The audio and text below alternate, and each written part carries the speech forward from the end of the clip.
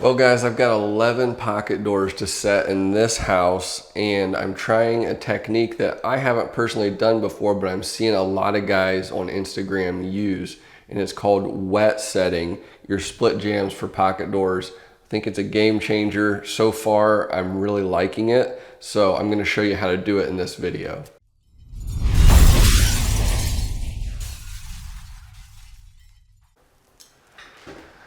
Okay, so we've got 3 pocket doors in this area, and I've got the doors in the opening. As you can see on the back side here, I've got my block nailed on, which gives me the offset that I need on the front edge of the door. There's a rubber bumper that the framer screwed to the back of the wall back there. So at this point, I have leveled or plumbed the door, and I need to start shimming the strike side.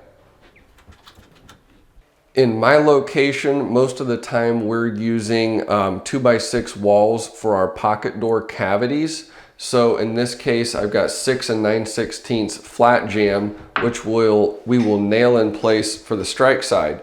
So what is the best way to shim the strike side of the door into place? What I have found is it works best to use cedar shims and shim to the door edge, nail those on, and then nail your flat jamb on. So shimming is a really simple process. The first thing you want to do is close your door all the way, and you want to take a look at the door and see where it's making contact with the framing. And wherever it's making contact, top or bottom, that's where I choose to start shimming. So on this door, I've got a gap at the top and I'm making contact down at the bottom. So I'll set my shims to about 1/4 inch, nail those on the bottom, then go up, shim to the top, middle, and then in between for a total of 5 shim points. That door edge, when you've got the right thickness. Now we move down to the center.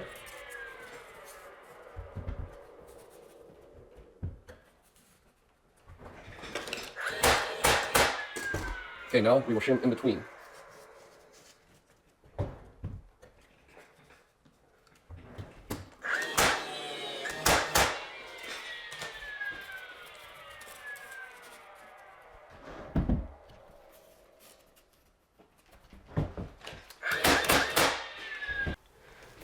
An important note here, when you're nailing on these shims, if you shoot your nailer straight in, the nail's gonna blow right through your shim. So in order to get your nail to be flush like this, you want to rock your nailer back a little bit, and that's gonna make so the drive pin makes contact further back. So a nail like that, more flush, is ideal, and that's gonna hold the shim on better. So the way I like to do this is pretty simple. I take my flat jamb then, lift it up off the floor a little bit, line it up so it's even up here. Then I'll come down to the bottom, even it up, make sure I'm looking good on both sides here. I nail into the jamb on the outside on both sides.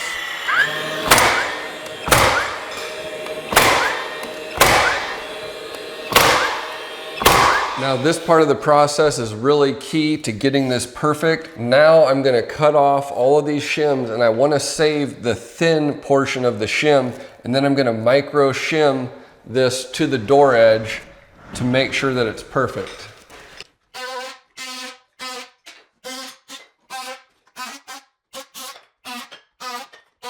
What can happen a lot of times is if the framing isn't perfect, this strike side can have a little bit of a twist in it or something. So even though it's going to be really, really close, I want to go ahead and check it again. So I'm looking if I see any light gaps in between, and then I'll go ahead and pick up these thin shim cutoffs off of the floor, and then I can reuse these to micro shim the jamb. So what I do is I just take the claw of my hammer, I put it in there, and then I give it a little twist, and I'll insert these thin gems, these thin shims, to get everything nice and perfect. The other thing you want to do is you want to make sure that you check both edges of the door whenever you close it. So I'm going to check this side, and then I'm also going to come around and look at this side. And what that's going to do is it's going to tell you if that jamb is twisted a little bit. I know that the edge of my door is square because I cut it with my track saw at 0 degrees. So if I make the jamb sit perfectly with the edge of that door, I know that the jamb then is running perpendicular with the wall. So here we go. The door is micro shimmed now. You can see these little pieces of shim that I had just cut off. You can then use those to micro shim it. So check both sides of the door.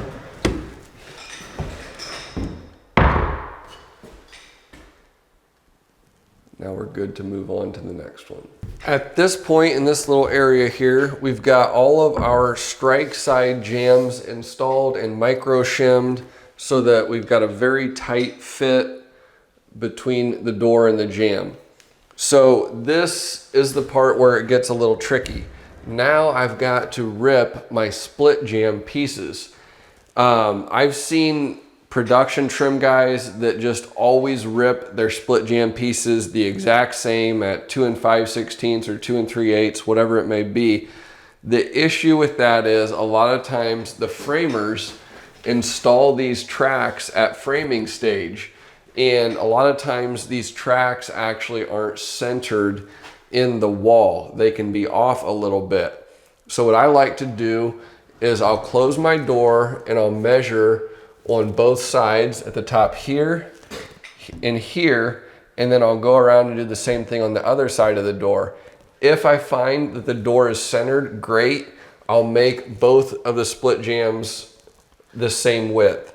If they're not, and the track is off position and off center, then I need to adjust for that and rip my split jambs at different widths, or take the door off and try and center it. Actually, you could have done that before, but this is just the way I prefer to do it. I'll just rip them at different widths.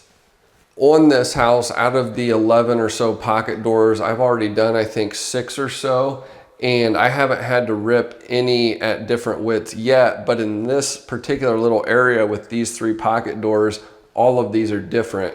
So I've got it written up here on top at the head jamb, 2.5 inches. And then if we come around here to the other side, I wrote 2.25 inches. That'll help me keep track of which width goes where.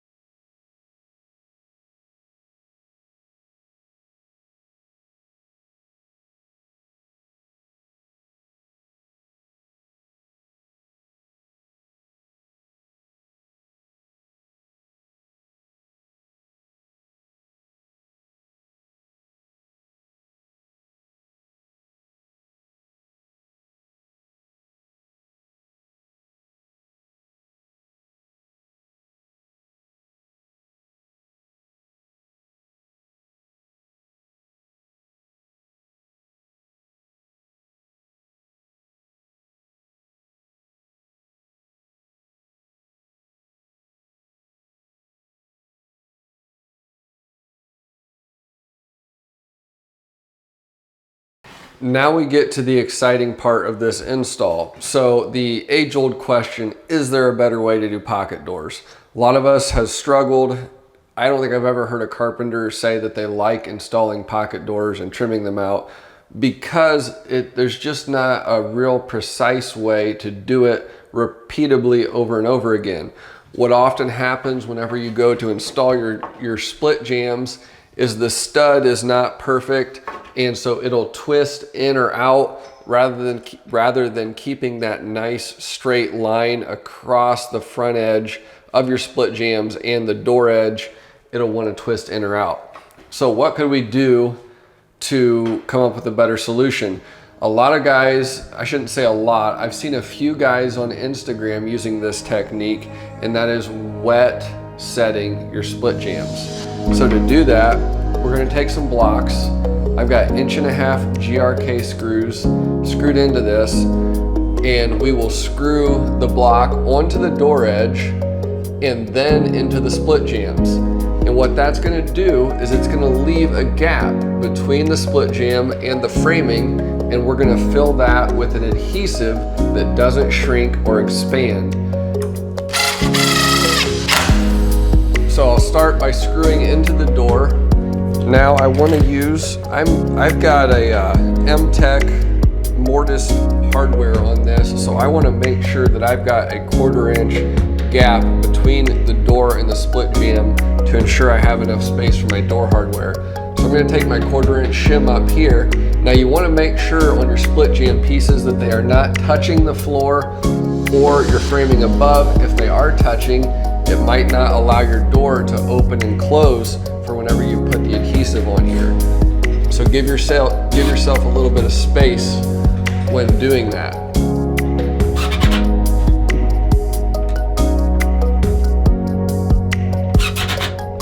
And this doesn't have to be really precise. The only thing that has to be really precise is your margin. And it's really easy just to use a spacer block to get that margin absolutely perfect. So what I'm doing is using 4 blocks total on a 6/8 door.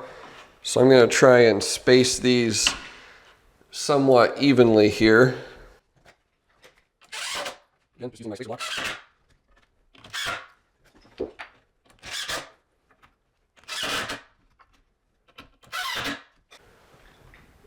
So now what we've achieved is we've got our split jambs installed, and they are perfectly in line with that front edge of the door because we use these blocks. Now, because I had my door set a little bit proud of my framing, I've got a gap back here between the inside of the split jamb and my framing. We can then fill that with adhesive, let that set up, and we avoid having to use these cedar shims to try and shim these split jambs. So it's just a matter of screwing these blocks on, applying adhesive to the backside, setting it in place, and then tacking it with a couple nails and then letting it set up. One note that I want to emphasize, after I put this adhesive on and we set the door in place, I'm going to tack a couple nails, and I want to make sure that I do that in the area where the bump stop is back here in the wall, which is about right here. If I nail it right here, that's going to ensure that the door is pushed up against that bump stop and the door and the split jambs are in the position where they should be. All right, so exciting stuff. I've got these 3 doors. I've got the split jambs installed on all the doors. Then you see this adhesive here. This is PL 375. Do not use PL Premium. You do not want an adhesive that will expand. You'll be screwed because as it cures, it'll push the split jambs and the door out, which will make so that the door is then not resting against your bumper on the back. So then you'll have to take the door off and add a shim to the back so that everything comes out flush later on. We don't want that. So anyways, I've got adhesive on all these. So to set is pretty simple. Again, adhesive here. All I'm gonna do, let me flip around here so that I can see what you're seeing. Got that adhesive. This one's pretty tight to the stud, so I didn't do a lot of adhesive, but we just want to take it and push it right into place until you feel that door push up against the bumper on the back wall. And then I'm going to add a couple of 18 gauge nails to keep everything in place, and then that's it. We'll set this one here.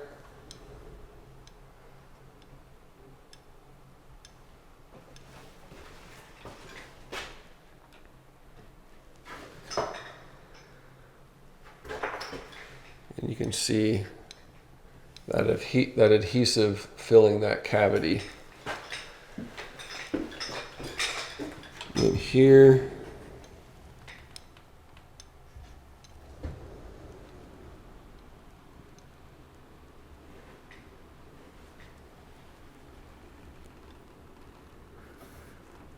Now all I want to do is take my 18 gauge nailer, and I want to feel and ensure that the door is sitting up against the bumper. And then I want to look to make sure that this is centered with the drywall and get it where I want it to be. And I'm just going to take the nailer very gently, just tack a couple nails. And all that's going to do is ensure that it stays in place as this adhesive cures and sets. Go over here, do the same thing. Sure that it's sitting in place up against that bumper. Looks like the drywall is a little bit more funky on this one. So again, just try and get everything centered where you want it the best you can. And again, just a couple nails. You don't want to use 15 gauge nails to do this, because that could potentially pull it in. And then once you pull your blocks off, the door might be jacked up and might not be in line.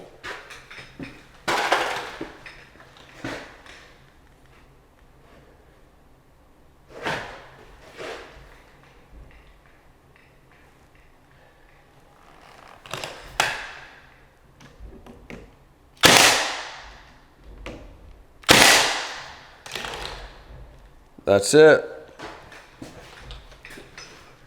Next thing I'm going to do is just measure for my top pieces of the split jamb between here and here. And I like to go a hair under. That way I know that you don't want to force that into place the way that we're doing this. So I got these 6 pieces. I'm going to measure them. The nice thing is on the split jambs, if you set your strike jamb correctly, and then you know that your split jambs are set in plane, these 2 pieces on both sides should always be the same length. So that makes things a little easier too, just a little more precise. So I'm gonna go ahead and cut these, install those, and then move on to the next area where I've got 3 more pocket doors to do, then I'm done. Well guys, at this point, I've got 8 of the 11 pocket doors trimmed out, and I wanted to save these last few to show you guys the end result. But I am absolutely thrilled with how these others that I've done so far have turned out. The split jambs are absolutely perfect. I've never had them this good. So this wet setting method is definitely a keeper. There are a few things you have to watch out for. The biggest thing is you do not want to use an adhesive that is going to shrink or expand, such as a PL Premium, which would expand a lot. That's going to jack everything up. So you need to use an adhesive that is not going to change a lot.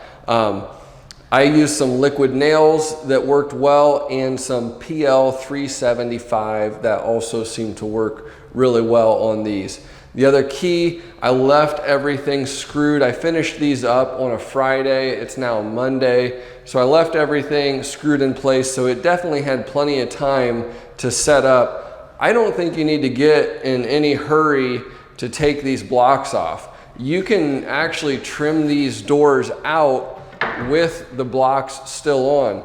So if you're concerned that maybe your adhesive isn't quite set up yet, you can still completely trim these out. Just leave your blocks screwed on and take them off a couple of days later or whatever. That's no big deal. But I do want to continue to look into different adhesives, find something that's going to set up faster without either expansion or shrinkage. So if you know of anything, do drop a comment below and let me know if there's any particular products I should be looking at. As far as order of operations goes on trimming these out, just simply nail your casing on, inside edge and outside edge. That's also going to help stabilize your split jambs. Even though they're wet set, I don't think they're gonna move, but it certainly doesn't hurt. And as you know, sometimes casing legs are not straight. So if you need to bend them back and forth a little bit, I think it makes sense to leave your blocks screwed on until you've got your casing completely nailed off. And that's been working really well for me so far. And then after the casing is nailed off, we'll go ahead and unscrew our blocks, double check, make sure the door looks good, which it absolutely should, and then attach the pocket door guides on the bottom, which will keep the door centered in the cavity. Now here's what we want to see. As we open and close the pocket door, we want to see that front edge of the door is perfectly in plane with our split jambs. And as you can see here, as I close that door all the way and it hits that bumper, I'm perfect. So this is awesome. So just want to take a quick second to show you the margins and how these doors look going across it. I'm going to flip the camera around. Obviously there's 11 doors on this house, so I'm not going to show you all 11 doors and bore you with that, but I wanted to just show you. Again, we've got mortised hardware on this, so I want a 1/4 inch margin here to ensure that we don't have issues with the hardware, but just extremely pleased with how these came together. And if you put square across these, it looks really good. I know that's not focusing very well, but I'm really happy with these. Everything's looking good. I think anytime you can take just the variables of crooked framing, twisted framing out of the equation with a method like this, wet setting these split jambs, that's a win. I mean, this is as close to perfection, I think, as you're gonna get with pocket doors.